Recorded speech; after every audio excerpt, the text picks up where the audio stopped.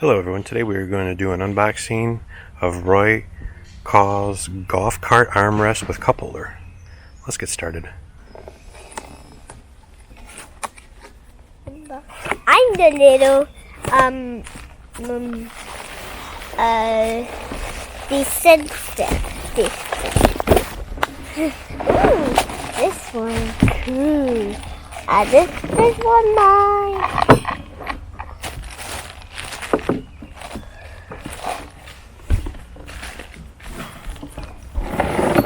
Uh-oh. Good one. I guess the screws are Ooh, loose. I've never seen the baby kind before. Yeah, comes with all the tools we need. Oh. So the armrest itself is really nicely padded, real thick. Squishy. And will mount fairly easy onto the back. Comes with all the hardware. Yep. And even all the tools you need to do it. And We will put a link in the description below to get your own armrest. Now, I don't know if I said this or not, but these are for the back of the golf cart. All right, until then, happy trails.